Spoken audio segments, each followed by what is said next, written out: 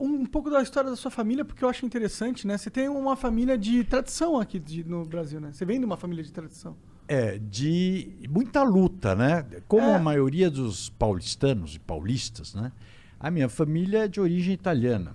Eles saíram, eram do sul da Itália, uma família de classe média baixa, vamos dizer, no sul da Itália, uma cidade de 8 mil habitantes. E como a Itália não tem crescimento demográfico, continua com 8 mil habitantes. Engraçado. E eles vieram para cá... de 1800 e 1886. pouco, né? Aí. E esses imigrantes, que é a maioria dos bisavós de quem está nos ouvindo... A minha ou família, inclusive, trisavós, pai de mãe é italiana. então, a maioria, não tem. Aqui em São Paulo, difícil você achar alguém que. Só os quatrocentões, aqueles que são das famílias brasileiras, mas 90% ou veio da Europa, ou veio do Oriente, né, os japoneses, os árabes, etc., ou vieram do parte de Nordeste. pai é árabe. Pois é, o cara é metade árabe, Metade metade Eu italiano. também. Eu também. Eu tenho mãe libanesa. O meu é o contrário. Meu pai é libanês e minha mãe... Mas Quer dizer, meu pai é brasileiro. Você Meu sabe pai que é dele um casamento que tem muito, Ah, né? Libanês com italiano. É. Interessante. E então, vieram para cá. Por quê? Porque a Europa estava muito mal e tinha um cara de lá, da cidade, que tinha vindo para o Brasil e escreveu para o Francisco Matarazzo dizendo, olha, vem para cá, isso aqui é a terra que você... É a terra de oportunidades. E ele tinha um monte de irmãos, ele veio, eram 7 irmãos. E ele veio para cá, viu e trouxe um monte, vendeu tudo que tinha lá, a família fizeram, e trouxe secos e molhados, para abrir um armazém de secos e molhados, aqui em São Paulo. O navio chegou no Rio de Janeiro. Na hora de fazer o transbordo, né, de levar a mercadoria do navio para o porto, pôs numa barcaça. Aí a barcaça afundou. Então, perdeu tudo. Você imagina você chegar, porque hoje a gente fala assim, viajou, foi para Itália, 12 mil quilômetros de viagem. Naquela época, ele ainda veio de navio à vela. Caralho. Estava começando o vapor. Olha o que esses imigrantes... Mó ralação, cara. Sim, para chegar aqui. exploradores. Aí chegou num país... O que tinha aqui no Brasil, 1800? Nada. Nada, era mato, escravos, índios e um pouco de portugueses. Ainda era império, né?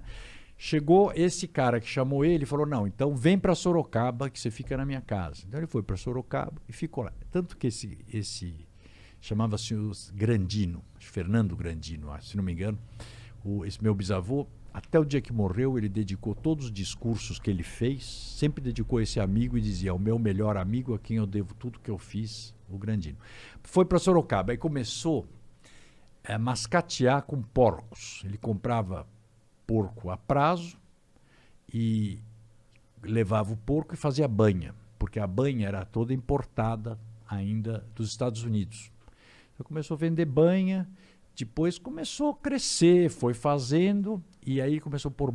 Ele viu que a banha, quando vinha dos Estados Unidos, você tinha que comprá-la em barril. Pô, e as pessoas não queriam... O que ele fez? Ele começou a pôr banha em lata pequena, que para vender para o consumidor era muito melhor.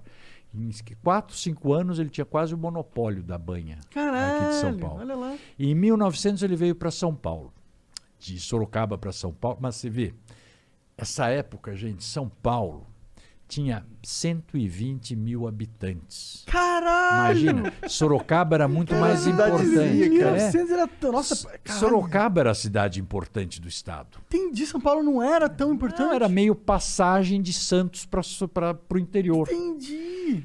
Tanto que ele inaugurou, em 1900, inaugurou o Moinho Matarazzo, na rua Monsenhor Andrade. Está lá, é um prédio tombado, lindo, que era a maior fábrica de grande porte, a maior fábrica da América Latina. Isso ele fez de 1886 Uma até... fábrica do quê? Desculpe, de farinha? Fábrica de farinha, um De moinho. farinha. Porque ele já nesse período, acho que sua namorada, que Ela craque, também... sabe? Ela é historiadora. Me lembrou mais do que eu. Ele importava farinha, começou a importar farinha da Argentina. Da Argentina. Então, ela me falou que isso foi uma vantagem competitiva muito Enorme. grande para ele, porque a farinha importada era da Europa, normalmente, e como demorava muito tempo de navio, vinha meio podre. Não era tão gostosa quanto... Azeda. Sua namorada é uma craque, Tá viu? vendo? Porque foi exatamente o que fez a diferença para o Francisco Matarazzo e o tornou um dos homens mais ricos da época. Foi esse negócio de que ele sacou que a farinha vinda da Argentina chegava mais rápido, com um sabor melhor. E aí ele foi para a indústria. Quando ele morreu, ele deixou 360 fábricas. Caralho, ele criou pros um filhos. império gigantesco. Criou um então. império gigantesco. Ele era bilionário na época. Uma das pras 5 proporções, maiores empresas do mundo. Que na época foda, dele. mano. Ele morreu em 37. Agora, era outro Brasil, né, gente? Sim. Outro Brasil. É que eu falo, o cara, ele fez ainda. Então, tudo que ele entrava, ele era pioneiro. Um pouco que nem vocês entraram nessa coisa de podcast. De podcast, sim. Pô, mas então, a vantagem competitiva que vocês têm é imensa. Sim. Porque vocês já dominam a linguagem, a tecnologia, o estúdio. Quer dizer, já fizeram todos os erros daqui para frente. Sim, já fizemos Você- mesmo. Claro, mas Total, como total. ele também. É isso.